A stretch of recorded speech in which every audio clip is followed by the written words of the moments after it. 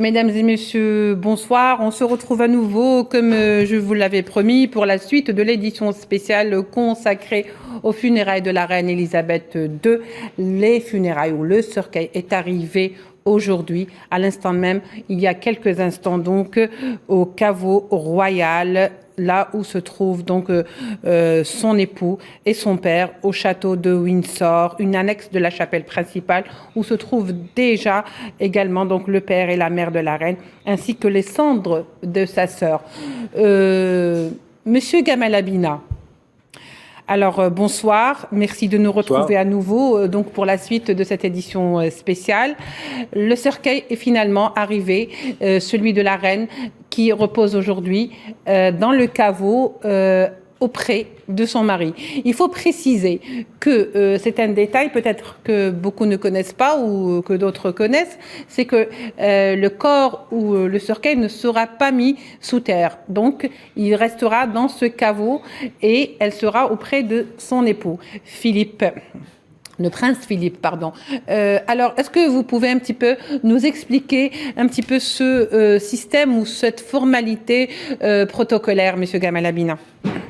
Bon, simplement le principe d'ailleurs c'est très chrétien, hein, cette idée de vouloir, contrairement aux musulmans qui mettent le corps à terre directement dans un linceul, chez les chrétiens ils ont une idée un petit peu pharaonique de vouloir sacraliser le corps, de vouloir le faire durer, de l'embaumer parfois d'ailleurs, et là ils le mettent évidemment dans un caveau familial, donc c'est très chrétien en substance, et on a tendance à vouloir effectivement toujours préserver ce qu'on appellerait des grands symboles, parce que c'est plus qu'une valeur symbolique évidemment quand on a un corps dans un caveau, mais ça rappelle, et d'ailleurs par pas bien des abords, ça rappelle un petit peu le tombeau de Napoléon qui, pareil, est au musée des armées en France à Paris et qui est dans un caveau de la même façon, présenté de façon éternelle au public, une forme de remerciement par rapport à la nation vis-à-vis de son dirigeant, et ce dirigeant se rend évidemment en disponibilité de la nation de la même façon, en étant effectivement sacralisé, posé dans cette espèce de cercueil qui ressemble plus à une sorte de mausolée finalement. Ça ressemble un peu au temple de Mosole. C'est un peu l'idée de Mosole, l'éternité par rapport à Dieu, par rapport à la divinité. Il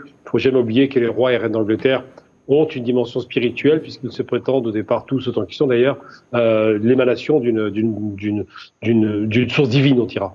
Très bien. Alors, la cérémonie sera très privée. D'ailleurs, elle a eu lieu et sans la présence des chefs d'État ni d'étrangers. C'est un cercle très restreint dans l'intimité. Ils l'ont déposé. La famille royale est repartie et maintenant, ils sont repartis pour justement se recueillir auprès de sa tombe et celle de leur père, le roi Philippe, avant, bien sûr, de lui rendre un dernier hommage et puis de partir. Monsieur Rida Hariresh, comme vous venez de l'entendre avec Monsieur Gamal Abina, donc c'est tout un rituel qui entoure finalement les funérailles de la reine Elisabeth II.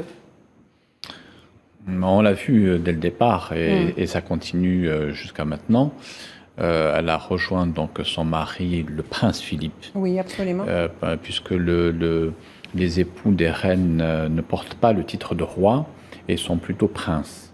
Alors que dans le cas du roi Charles III, son épouse Camilla, elle a été consacrée donc reine consort. Là, on fait la distinction puisque c'est le roi qui règne et son épouse, elle est reine consort. Le rituel a été quand même imposant cette fois-ci, surtout avec les nouveaux médias et toute la mobilisation qui a eu lieu. Il y a une volonté de la part des autorités britanniques aussi de marquer les esprits de manière à acheter en quelque sorte à bon prix une paix sociale et une paix civile pour que la population soit moins patiente. On dira voilà, le roi vient de prendre officiellement ses fonctions et il faut lui laisser le temps de faire son baptême de feu. Oui, c'est-à-dire le temps de faire son deuil et ensuite de rentrer en action. Monsieur Gamel Abina, tout à l'heure, tout au long donc de cette émission spéciale, on a parlé énormément et beaucoup du roi Charles III, des défis qui l'attendent et surtout des risques de dislocation, voire de ces pays du Commonwealth, comme par exemple l'Australie, le Canada ou la Nouvelle-Zélande. Est-ce que le risque est réel aujourd'hui? Surtout que, bon, il y a des pays qui, effectivement, on l'avait dit la dernière fois, demandent à adhérer au Commonwealth, alors que d'autres aujourd'hui demandent tout le contraire, c'est-à-dire à ne plus en faire partie. Du Royaume d'Angleterre, c'est l'enterrement de 12 ans.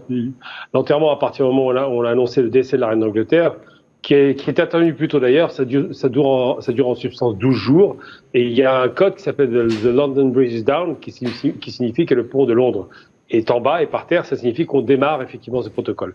Donc les figures protocolaires sont très strictes en Angleterre, mais effectivement ce nouveau roi Charles III donc a brisé plus d'une fois les convenances et les protocoles traditionnels de la couronne d'Angleterre. La première fois, c'est en étant au démarrage il était pressenti pour être roi, bien sûr, au démarrage de sa vie, en étant très volage. C'est quelqu'un qui souvent avait des conquêtes féminines, ce que lui reprochait sa mère d'ailleurs. Ensuite, par la suite, ce qui s'est passé, c'est qu'il s'est fixé sur une femme qui devait être bien sous tout rapport. On se souvient de Diana, ce qui a provoqué d'ailleurs un choc au niveau du public lorsqu'il a divorcé de Diana, et il s'est marié avec une femme qui était déjà divorcée et avec laquelle il s'est remarié. Donc tout ça, ça a bousculé le protocole. Pourquoi je parle de cela? Parce que l'Angleterre est très conservatrice, nous le savons déjà depuis Victoria, et lorsque ce nouveau monarque arrive au pouvoir à 73 ans quand même, il arrive en bousculant beaucoup de codes qui étaient bien établis, qui ont dérangé la reine, sa mère, donc Elisabeth II, qui a été, elle, élevée dans une tradition très conservatrice. C'est Churchill qui l'a orientée sur la façon de gérer le pouvoir par rapport à ce Commonwealth, puisqu'on va en parler dans un instant. Et donc le Commonwealth faisait partie du précaré anglais, et tout cela était parfaitement codifié. Il ne fallait pas déborder, il ne fallait pas en public influencer la politique de l'Angleterre. Il fallait rester dans les rangs. Et là, ce qui s'est passé, c'est qu'il a bousculé tout cela, et il s'est même tellement engagé que maintenant, c'est plutôt un homme qui s'intéresse à tout ce qui concerne l'écologie, donc des questions qui sont très périphériques du pouvoir. Et la problématique qui se pose, c'est qu'il n'est pas aimé. C'est pas un roi aimé. Il faut bien savoir qu'il a une popularité très faible, qu'il arrive très tard au pouvoir, et surtout qu'il ne pourra sans doute pas faire ce que sa mère était capable de faire, séduire en dehors des frontières de l'Angleterre, conserver ce fameux Commonwealth de 52 États, qui continuait d'ailleurs à s'étoffer avec des États francophones. Tout cela commence à être fragilisé, et je pense, il y a fort à parier entre l'arrivée de Liz Truss au pouvoir, qui arrive pile quasiment 2 jours après avoir vu la reine d'Angleterre aux commandes, qui est intronisé entre guillemets par elle, qui est adoubé pour être très précis, et lui qui arrive, c'est deux personnes qui vont être assez décriées dans une Angleterre en difficulté économique, dans une sorte de délitement littéral de ce rêve anglais qui était un rêve impérialiste, puissant, sûr de lui. Aujourd'hui, on va se poser la question de savoir si l'Angleterre qu'on a toujours connue risque de pas de bouger finalement après 70 ans d'une gestion bien faite des affaires publiques anglaises. Justement, ce qui nous fait un petit peu dire ou nous interroger sur le fait, est-ce que réellement un nouveau roi va automatiquement induire qu'une nouvelle ère commence?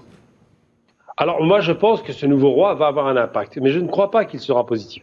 Il va tout faire pour maintenir le principe, sauf qu'il faut se souvenir que sa maman avait surtout eu beaucoup de relations, de discussions, d'échanges, d'ailleurs des déjeuners très récurrents avec son petit-fils.